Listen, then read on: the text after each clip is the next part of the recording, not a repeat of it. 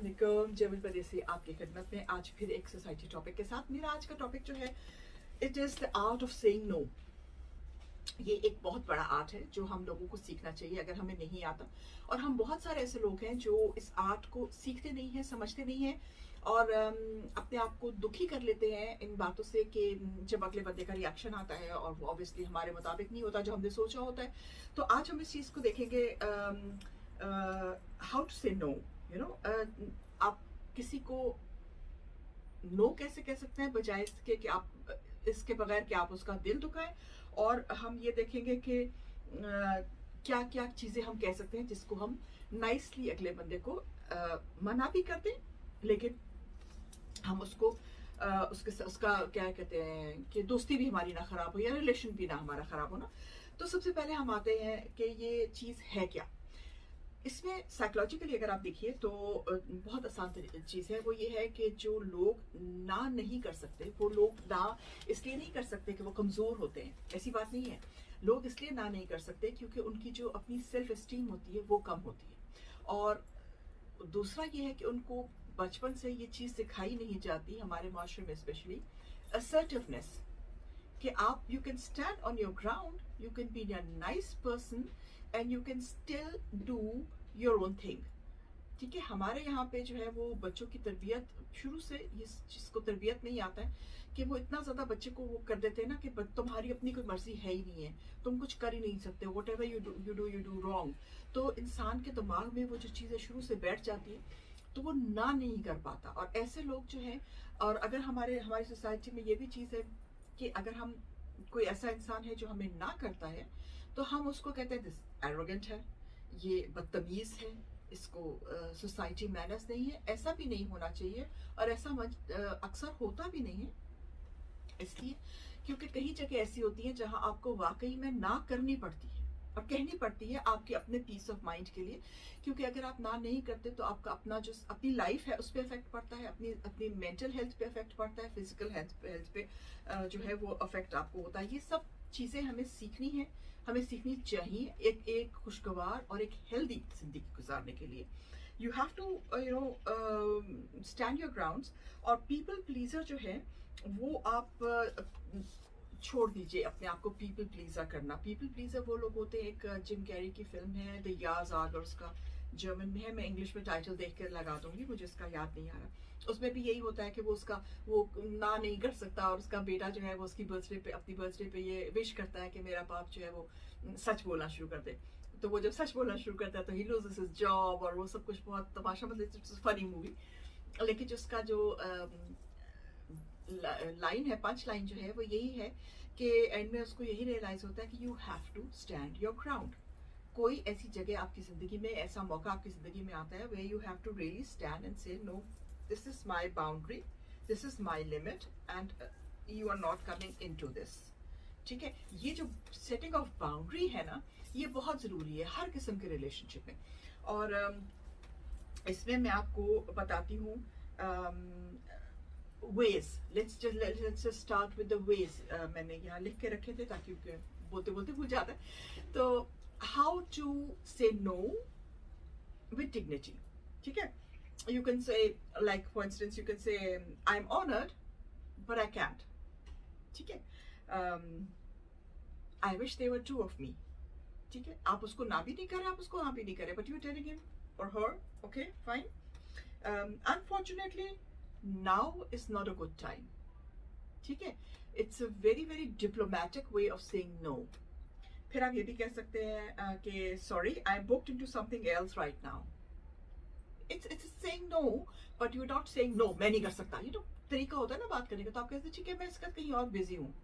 अगर तो अगले बंदे के दिमाग में वो थोड़ा सेंसिटिविटी होगी तो वो समझ जाएगा कि आप क्या कहना चाह रहे हैं। या आप कह सकते हैं no, not able to fit this one in now, you know, like आप ये इसको एहसास दिला रहा है कि आई एम बिजी, मैं जो ये काम आप कह रहे हैं ये मेरे स्केड्यूल में इस वक्त नहीं अनपासन फिट हो रहा है ना, फिट नहीं हो रहा।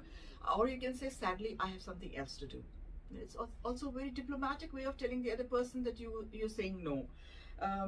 But no thank you, it sounds lovely but next time. ठीक है, और या आप ये भी कह सकते हैं कि I am not taking anything else right now, too busy. ठीक है, ये भी आप कह सकते हैं।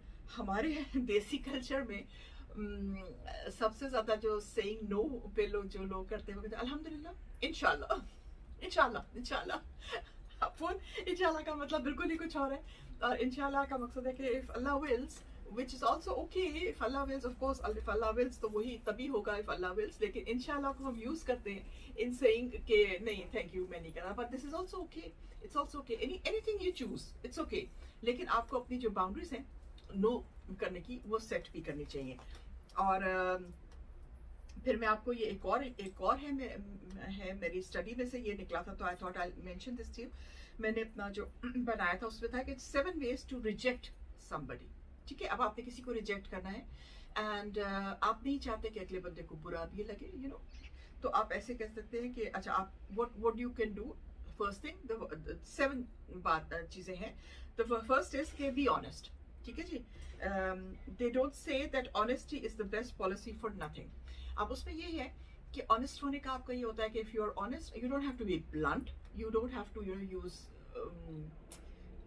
Unwise words. आप अपने जो अल्फाज है उसका चुनाव अच्छे से कीजिए, लेकिन ऑनेस्टली अगले बंदे को। मैं आपको ये बात एक्सपीरियंस से बता रही हूँ और ये स्टडी के तरीके से बता रही हूँ कि जितने लोगों ने मुझे ये बताया कि उन्होंने ऑनेस्ट होकर अगले बंदे को बता दिया कि ये वजह है, उसमें ये होता है कि दूसरा इंसान, जो सामने वाला इंसान होता है, उसको थोड़ी देर के लिए हो सकता है आपकी बात बुरी लगे और वो फिर समझ जाए, या हो सकता है कि वो फौरन ही समझ जाए कि ठीक है वो दिस पर्सन, बिकॉज आपकी जब आप सच बोल रहे होते हो ना तो आपकी आंखें आपको डिपिक्ट कर देती है कि आप सच बोल रहे हैं, और सामने वाला इंसान ये बात को समझ आता है कि no matter how difficult it is, how challenging it is, the other person is saying the truth, और वो आपकी बात एक्सेप्ट भी कर लेता है मोस्ट ऑफ द केसेस में। ठीक है, दूसरा ये कि आपको अपने आप को प्रिपेयर करना होता है। आप अपने आप को प्रिपेयर कीजिए, अगले बंदे को आप किस तरह से उससे बात करेंगे, वही वाली बात के अल्फाज का जो चुनाव है वो आप करेंगे। दूसरा सबसे जो बहुत इंपॉर्टेंट इसमें पॉइंट है वो ये पॉइंट है कि आप फेस टू फेस कन्फ्रंटेशन करें। टेलीफोन पे, मैसेज पे, this is a very degrading way of to let the other person down.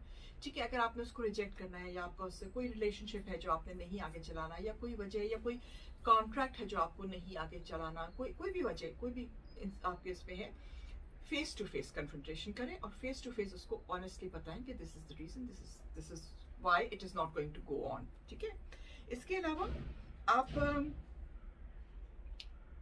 जब भी बात करते हैं तो आप you should stick with the I statement. ठीक है, ये नहीं कहिए कि मुझे उसने कहा था, मैंने उससे सुना था, my colleague is of the नहीं, you have to say I, so that the other person begreifen का क्या मतलब होता है, the other person understands कि जो भी बात कर रहा है you are strong enough to tell him your feeling।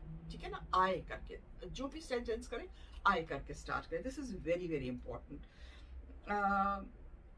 आप ये भी उसको बता सकते हैं, क्योंकि कोई इंसान आपको आगे से ही कह सकते हैं maybe you are psychologically wreck at a time, या तुम इमोशनली तुम वो, तो यू जस्ट हैव टू अपना जो आपका स्टैचर है उसको आप नॉर्मल रखिए, ताकि अगले इंसान के ऊपर जिससे आप बात करें उस पर ये हो कि he is not emotionally hyped at the moment, this person he और शी, और इमोशनली उसमें आगे नहीं कर रहा है, सोच समझ के मुझसे बात करे, दिस इज वेरी इंपॉर्टेंट। अच्छा, फिर ये है कि आपको लंबा नहीं लटकाना चाहिए। आपने अगर एक चीज नहीं करनी, कोई रिलेशन है, कोई कॉन्ट्रैक्ट है, या कोई कुछ भी चीज है जिसके लिए आपने ना करनी है, तो आपने उसको लंबा नहीं लटकाना। Try and get it over with as soon as possible, you know, this is very very important. और दूसरा ये होता है, अक्सर ये होता है जब हम ना करने लगते हैं, this is also very important point, जब हम ना करने लगते हैं तो हमारा ये होता है कि obviously you are attached to the other person, या आपका कोलीग है जिसके साथ आपका रिलेशन है, या आपका कोई रिश्तेदार है, या किसी और कोई भी रिलेशन है आपका, तो हम लोग करते हैं कि हम ये try to give them false hope. हम ना भी कर रहे होते हैं, लेकिन हमारा होता है कि अच्छा इसको बुरा लगेगा, चलो मैं इसको फॉल्स होप दे देती हूँ, नहीं अच्छा नहीं आज नहीं, चल कल देख लेंगे, चल ठीक है लेट्स सी, ये नहीं, डोंट डू दिस। स्ट्रेट लफ्जों में, सही लफ्जों में, कॉन्क्रीट लफ्जों में अगले बंदे को अपना पैगाम पहुंचाइए कि मेरा ये मकसद है, मैं ये कह रहा हूँ, मेरी ये सोच है कि ये मैं नहीं कर पाऊंगा due to whatever reasons. If you think it's valid to give them the reasons, okay. If you don't think it's okay to give the reasons, तो उसको थोड़ा नीचे करके सबड्यू करके उसको आप बता दीजिए।